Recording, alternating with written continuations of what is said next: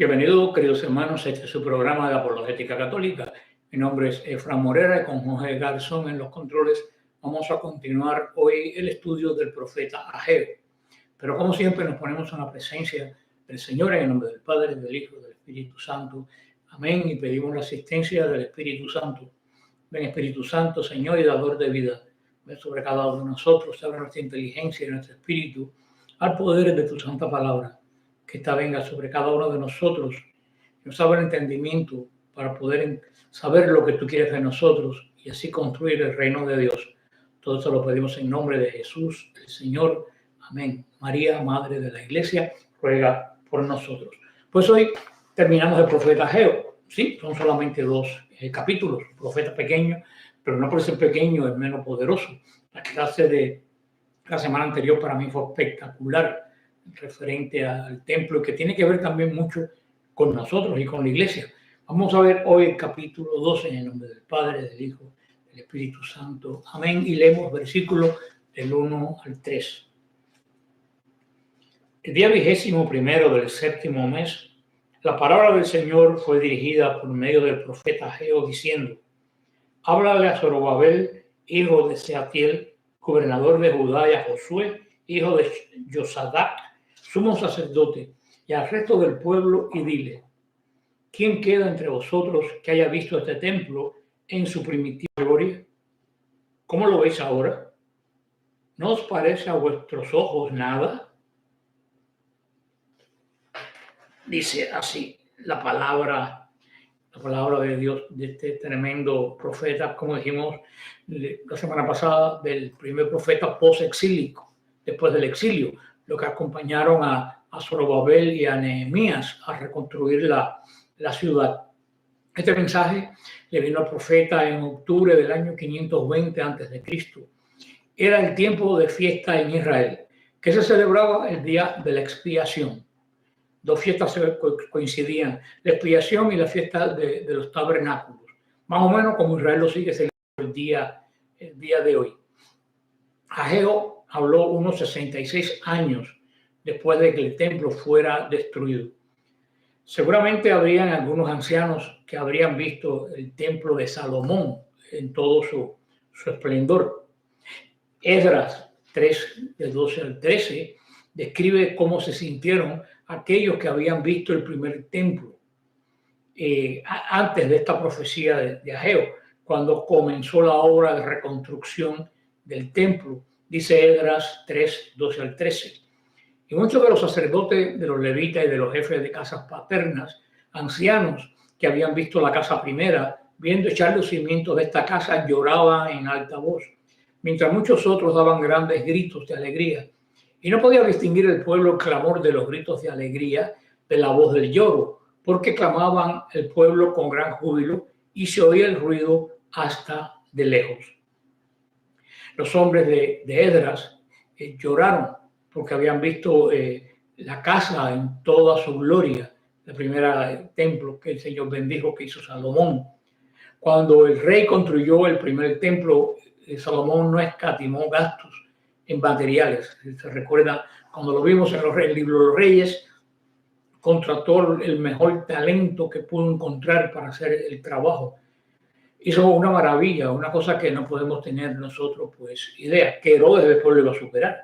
Pero Salomón para su época hizo una verdadera obra de arte en el templo, porque para Dios no se escatima.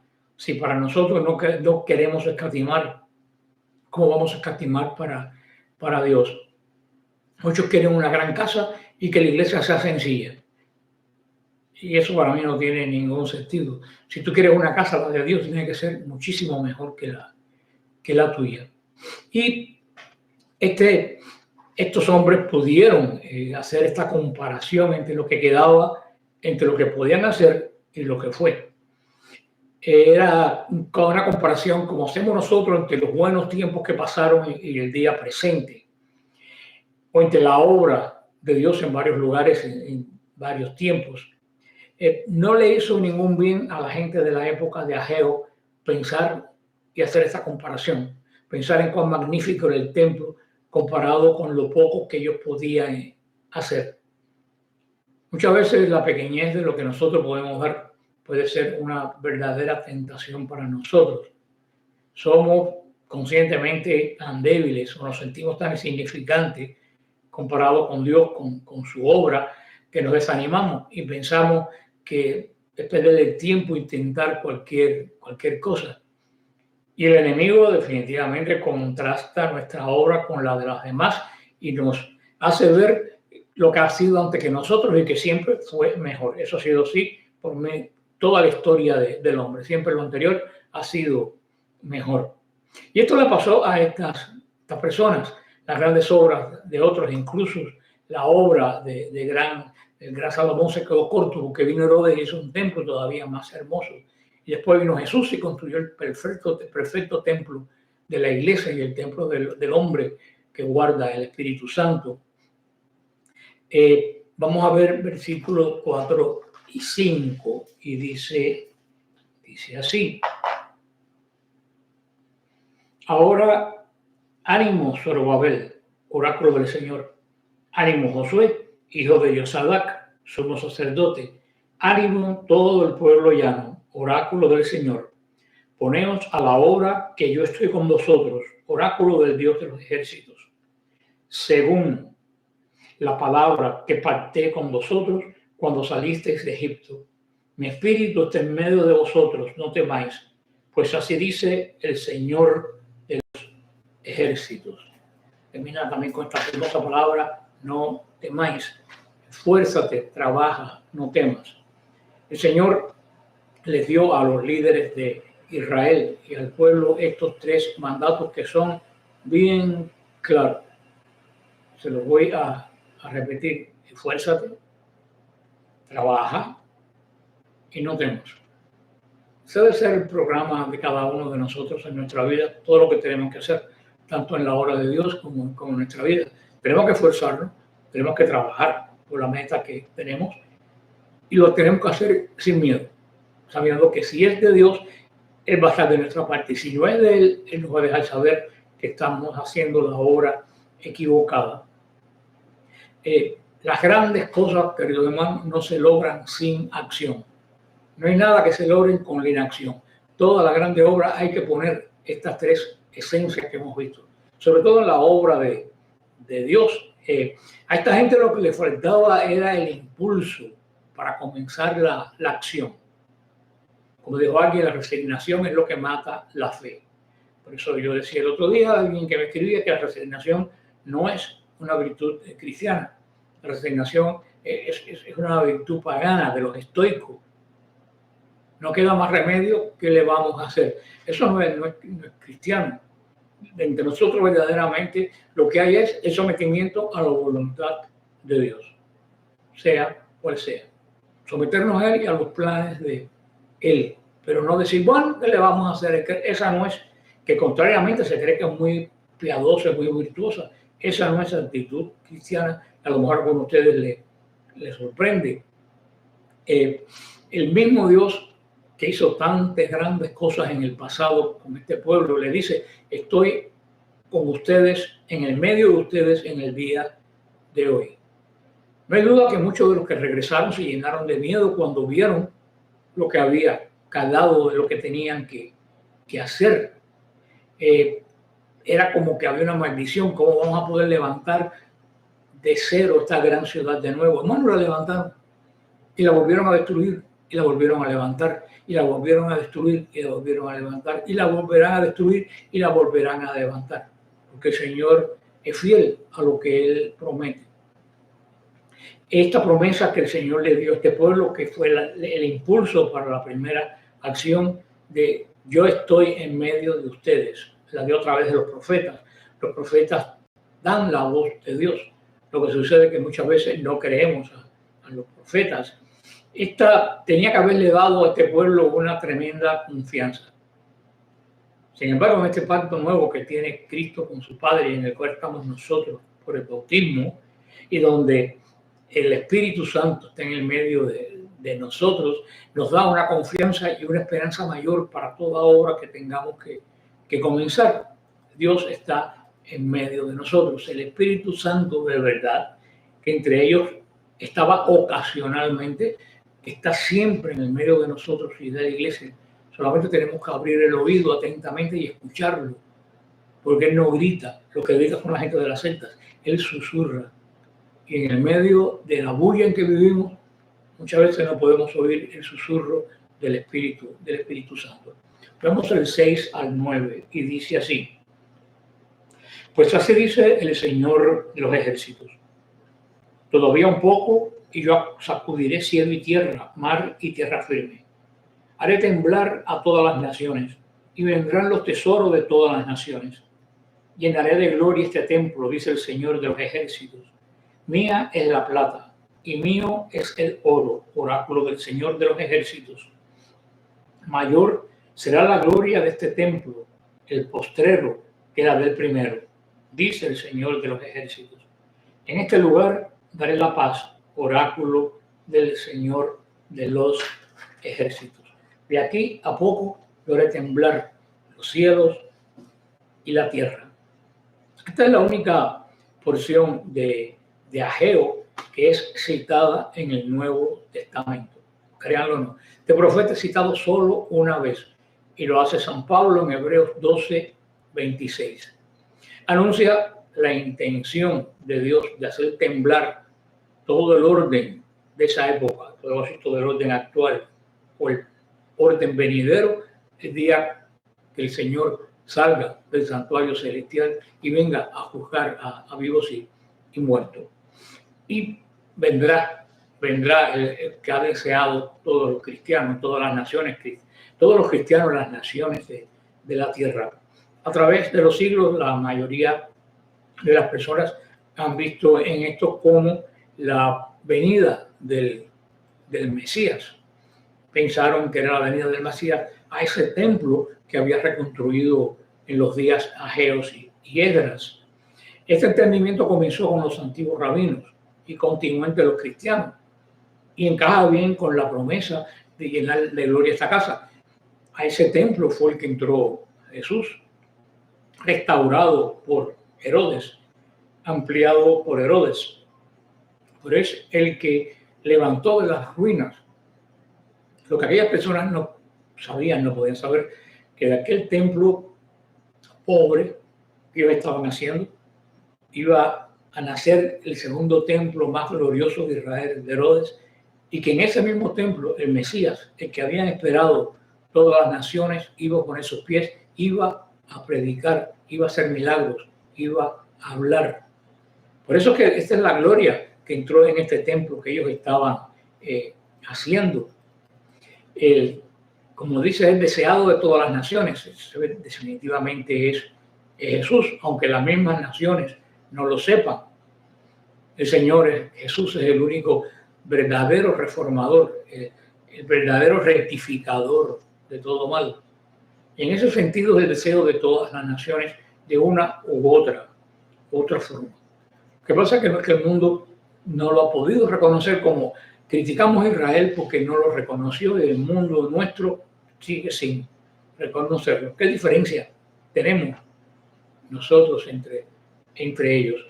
El Señor nos dio una comisión más grande todavía, nos dio la comisión de convertir este mundo en un templo, de ir a todas las naciones y predicar el Evangelio de Dios para que de todos los puntos de la tierra subiera este culto de adoración que une el cielo con la tierra, que es la Eucaristía, para que en todas las naciones de la tierra hubiera una iglesia, por pequeña que fuera, que adorara a Dios de Israel y uniera el cielo con esta tierra que Él creó y que muchas veces pues tan mal lo ha tratado. Y el Señor dice una frase aquí muy bonita que ha sido mal utilizada por todos estos bandidos que andan saqueando la iglesia con diezmos y siembras y ofrendas y todo eso. Mía es la plata y mío es el oro. Esto el Señor se lo dice en sentido de que no que los va a hacer millonarios, sino que no pueden desanimarse. Que si no tenían dinero para la construcción, tenían que confiar en Él, porque Él sí tiene recursos y los da generosamente cuando es para su obra y cuando es en su voluntad. Definitivamente cuando confiamos en Dios y damos generosamente. el Señor nos da. No como todas estas personas que te dicen, dame a mí que yo te voy a dar a ti. Y le está dando a un hombre que no sabe lo que va a hacer con ese dinero, que posiblemente sea un estafador espiritual, que es lo peor de todo. Todo lo que tú das a una persona que lo necesita, todo lo que tú das de buena voluntad, inclusive lo que tú das al Señor, pero teniendo prudencia y no dejarte robar. Todo, yo sí, en la larga vida te puedo decir que todo lo que tú das, como dijo el Señor, ni un vaso de agua se quedará sin recompensa. En la medida que tú das, es en la medida que tú recibes. Ese adagio que sale de la Biblia, de que no hay siervo de Dios desamparado, ni hijo suyo que mendigue pan. Yo lo he vivido en mi vida, es una gran realidad. Tenemos que confiar en el Señor. El Señor es el dueño del oro y la plata. Pero el Señor no te dijo en el Evangelio, carga las talegas de oro y plata y sígueme. No lo dijo. Ojalá lo hubiera dicho, pero no lo dijo. Dijo, carga tu cruz y sígueme. Carga con tu problema, carga con tus frustraciones, carga con tus deseos, pero sígueme. En el camino, el que lo siga a él, hermano, siempre el Señor va a proveer, porque eres el dueño de todo. Eres el dueño absolutamente de todo. Y de hecho, lo dice el profeta, la gloria de este templo va a ser muchísimo mayor que el que vio Salomón. Y Salomón bajo la gloria de Dios en forma de nube. Aquí va a entrar el Hijo de Dios hecho hombre, como tú y como yo, sin dejar de ser Dios. Vamos a ver el versículo 10 al 14, y dice así.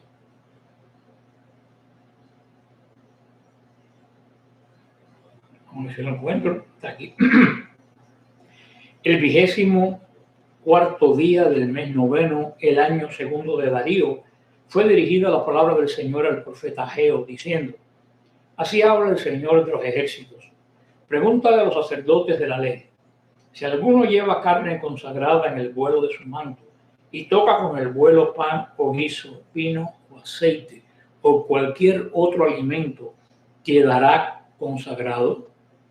Le respondieron los sacerdotes: no. Añadió Ageo: si alguien que esté impuro toca cualquiera de estas cosas, ¿quedarán impuras? Los sacerdotes dijeron: quedarán impuras. Le contestó Ageo: así es este pueblo, así es esta nación en mi presencia, oráculo del Señor. Y así son todas las obras de sus manos, y lo que ofrecen aquí son una impureza. Tremendo mensaje. Es para pensar cómo muchas veces lo bendecido por sí mismo lo bendice, pero lo impuro sí pone mal sobre lo que está puro. Es un verdadero misterio que todo el mundo se ha preguntado, y el Señor se lo proponía como un enigma a estos ancianos de Israel.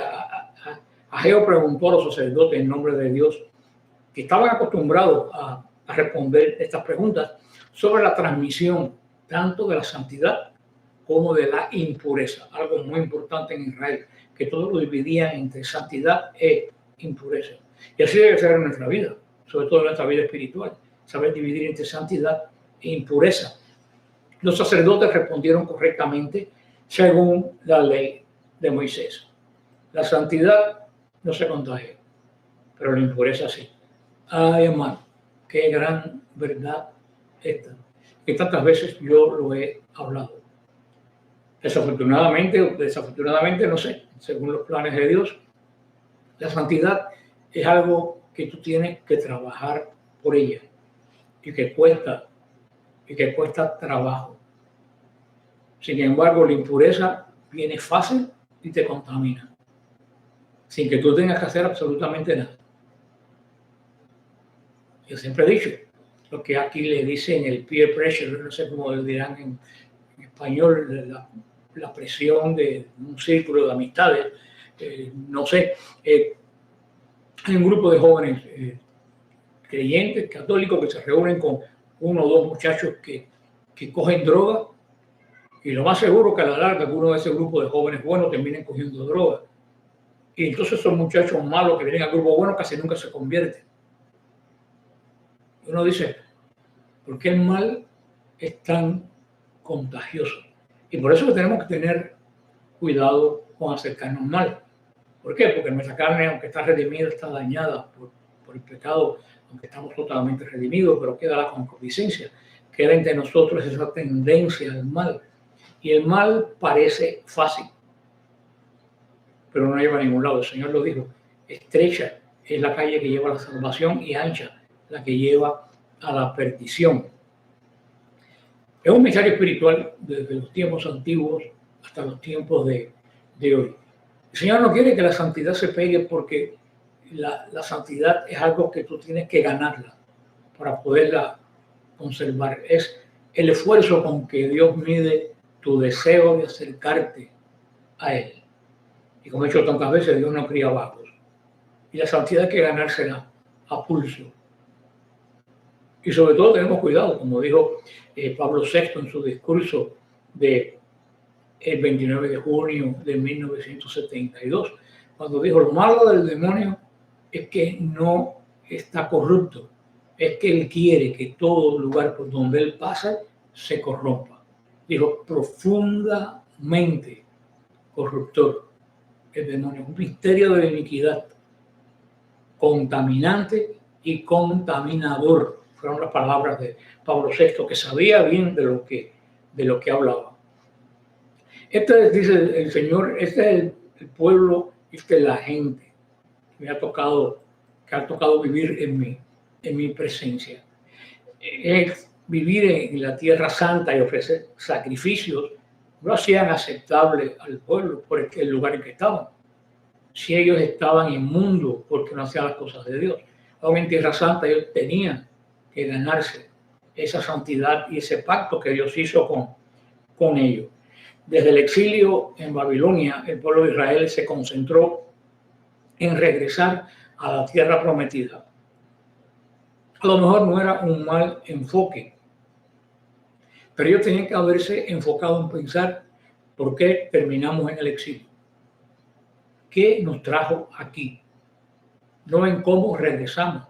Porque si ellos van a regresar para no cambiar lo que estaban haciendo, vendría algo totalmente peor. El enfoque de ellos no era malo, pero estaba muy mal dirigida. Ageo le recordó que su presencia en la tierra prometida no santificaba todo lo que ellos hacían, al contrario. Si las prioridades de nuestro corazón están equivocadas, queridos hermanos, nada de lo que hagamos será realmente santo para Dios. Muchas veces no es regresar, inclusive espiritualmente, no es regresar al estado en que estábamos. Es muchas veces pensar por qué lo perdí. ¿Qué hice que me salió mal? Ese es el verdadero camino. Y aquí Ageo nos está hablando tremendamente sobre esto que hoy en día sigue siendo actual. El esqueleto, este esqueleto arruinado del templo, era como un cadáver, dijo alguien, que descomponía a Jerusalén y contaminaba todo. Por eso había que reconstruirlo rápido. Y ellos no lo reconstruían. Y mientras más lo veían, les recordaba la aniquilación del pueblo y los hacía de nuevo caer en derrota. Vamos al versículo 15 al 19 y dice así. Y ahora reflexionad bien de hoy en adelante. Antes que pusierais piedra sobre piedra en el templo del Señor, ¿qué os pasaba? Que uno iba al granero por 20 modios y había solo 10. Que uno iba al lagar a sacar 50 garrafas de vino, que había 20. O hería con tizón y granizo en todas las obras de vuestras manos. Pero ninguno de vosotros os volvíais a mí, oráculo del Señor. Reflexionad bien de hoy en adelante. Desde el 24º día del mes noveno, desde el día en que se han puesto los cimientos del templo del Señor, consideradlo bien. ¿Queda aún semilla en el granero? Pues aunque la viña y la higuera, la granada y el olivo no hayan producido, desde hoy los bendigo. Aquí el Señor le recuerda todo lo que le pasó a Israel, el verdadero castigo de Israel. Esta experiencia del castigo de Dios fue real y fue dura.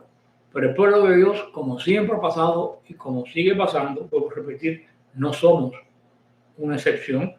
No aprendemos y no aprendieron de ella. Y créame, los tiempos difíciles no necesariamente nos acercan a Dios. Tenemos que tener muy vigilante en eso. Mucha gente piensa que cuando algo malo te pasa, te acerca a Dios. Y no, puede ser que sí, pero puede ser lo contrario, que te aleje más. Yo decía a una persona conocida mía que perdió a su hijo de 19 años. Y le decía, no te puedo decir nada para consolarte. Ni versículo bíblico, no hay versículo bíblico que consuele a una madre que perdió un hijo. Yo le decía a ella, pero sí te voy a advertir algo. En esta experiencia tan horrible, tú tienes dos opciones. O sales mejor o sales peor. Así que vigila bien. Porque si este momento duro para ti te hace mejor, un día te vas a reunir con él. Pero si este momento amargo te hace peor, nunca lo vas a volver a ver, porque van a estar en dos lugares totalmente diferentes. Conozco mucha gente que una situación mala los ha vuelto más malos todavía. Y eso verdaderamente triste, hablando espiritualmente sobre la persona. Pero el Señor les dice, a pesar de todo lo que ha pasado, todo lo que les he dicho, todo lo que ustedes no han hecho, los voy a bendecir. Pero ¿cuándo los voy a bendecir? Si ponen sus prioridades de nuevo en orden. Amar a Dios sobre todas las cosas y al prójimo como a ti mismo. Dios es lo primero de todas las cosas. Cuando Dios está en el centro, todo en tu vida se alinea. Cuando Dios sale del centro y pones otra cosa que no es Dios, eso es idolatría. Y todo en tu vida se pone patas arriba. Si tu vida está patas arriba, piensa, busca, ¿qué tengo yo en el medio? ¿Dios o un ídolo? E inclusive, una cosa buena puede ser un ídolo, un hijo, una esposa, la Biblia puede ser un ídolo, si ocupa el lugar de Dios. Vamos a ver el versículo 20 al 22 y dice así. Y fue dirigida la palabra del Señor por segunda vez a Ageo, el 24º día del mes noveno, diciéndole, háblale a Zorobabel, gobernador de Judá, y dile, yo sacudiré cielo y tierra, volcaré los tronos de los reinos, destruiré el poder de los reinos de las naciones, volcaré los carros de guerra y sus aurigas, caerán caballos y jinetes, cada uno a espada de su hermano.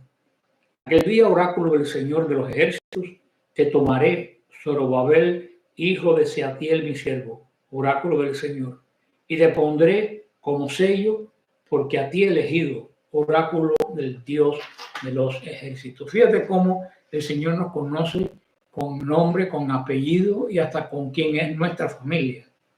Nos conoce personalmente. Por eso nosotros debemos conocerlo personalmente a Él. Y tú puedes conocer al Señor por la Biblia, pero es como si tú conocieras a una novia tuya por internet o por carta. No es lo mismo como tú conoces a la persona personalmente. La única forma de conocer al Señor personalmente es con la Eucaristía, como una unión. Cuando Él se une contigo, tú te haces uno con Él. Ese es un gran tesoro que el Señor nos ha dejado en la iglesia y que nos ha hecho a nosotros favorecernos de ese don inmenso que muchas veces no sabemos apreciar. Era fácil para los exiliados que habían regresado sentirse insignificantes, sentirse como unas hormigas delante de la gran tarea que tenían que hacer. Pero el Señor quería que supieran que aunque ellos eran pequeños a los ojos de la superpotencia del mundo, los persas, etc., eran siervos del Dios de todo poder. Estaban del lado de los ganadores. Eso es lo que siempre tenemos que ver. Por muy mal que nos vayan, por muy mal que nos traten, por mucho que se rían de nosotros, nosotros estamos en el bando de los que van a ganar. Los perdedores son los que parecen que hoy están ganando. Porque se han olvidado que decía Santa Teresa, sin Dios no hay nada. Ellos no tienen a Dios, por lo tanto no poseen absolutamente Nada. San Pablo en la carta a los Hebreos, capítulo 12, versículo 25 y 26, dice: mirad que no desechéis al que habla, porque si no escaparon aquellos que desecharon a los que los amonestaba en la tierra, mucho menos nosotros, si desecháramos al que nos amonesta desde los cielos. La voz del cual conmovió entonces la tierra, pero ahora ha prometido, diciendo: aún una vez, y conmoveré no solamente la tierra, sino también el cielo. San Pablo luego pasa a hacer una aplicación de la verdad que Dios hará temblar cielo y tierra. Y tiene estas frases en el versículo 27. Aún una vez indica las remociones de las cosas movibles como cosas hechas para que queden las inconmovibles. Hay veces que hay que quitar cosas que parecen fuertes, pero que se pueden mover para que queden y luzcan las que verdaderamente, aunque parezcan pequeñas, no se van a mover jamás. Por eso muchas veces se confía de lo grande y algunas veces se confía en lo pequeño. Estas palabras de aliento nos muestran que los mensajes de Ageo de parte de Dios eran una mezcla, como todo profeta, de reprensión y aliento. Dios promete luchar por su pueblo, en su día dar restauración y rescate. Le habla a Zorobabel, le dice que lo va a poner como un gran sello sobre la nación de Israel. Era como una especie de trono o corona o cetro. Esta no era una garantía personal solo para Zorobabel, porque ni él ni su simiente natural nunca reinaron en Jerusalén, ni ascendieron a ninguna eminencia especial en los reinos de este mundo. Una seguridad para el pueblo de que Dios estaba en medio de ellos y que la promesa continuaba. Y el Señor le dice a Zorobabel: yo te escogí. Zorobabel fue verdaderamente escogido de Dios. Zorobabel está unido en la ascendencia de Jesús como nieto del rey Jeconías, descendiente de Salomón. Zorobabel estaba en la línea que conducía a José, el padre adoptivo de Jesús. También estaba en la línea legal y en la línea espiritual, en la de María y la de José.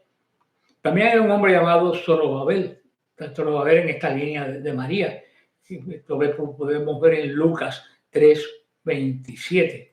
No sabemos si es el mismo o no, pero yo pienso que debe ser el mismo. Una promesa para que el Señor le venga esta escogencia tanto por la parte legal como por la parte espiritual. El Señor usó estas dos líneas de ascendencia para Jesús. ¿Por qué? ¿Se recuerdan? Porque puso una maldición sobre la simiente de Jeconías. Eso lo explicamos ya una vez, que también se conoce como Jonías o Joaquín. Todo lo vemos en Jeremías 22:30. Ahí fue cuando esta simiente de Jeconías perdió la línea de la descendencia real de David, pues donde iba a venir el Mesías, y pasó a otra parte, a otro de los hermanos, y por esas ramas donde llega a Jesús. Si recordamos, Jeconías fue el último rey legítimo de Judá y de la casa real de David. Su único sucesor fue Sedequías, su tío, que no fue nombrado por derecho, sino por un gobernador babilónico. No cuenta. Solo vemos Segunda de Reyes 24, del 17 al 20. Incluso al final de su vida, los babilonios reconocieron a Jeconías como el rey legítimo de Judá. Debido a que Zorobabel era descendiente del último rey legítimo de Judá, podía ser reconocido legalmente como gobernante, aunque no fuera rey cuando llegaron los exiliados. Ya se había agotado por el momento la casa de David, aunque estaba presente, pero ya hasta que el Mesías viniera a recobrar el trono, no iban a haber reyes legales en Israel. Aquí terminamos este pequeño profeta Ageo, pero tan poderoso.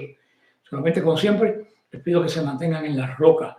Aquí está la promesa de que las puertas del infierno no prevalecerán. Que el Señor los bendiga y los guarde. Amén.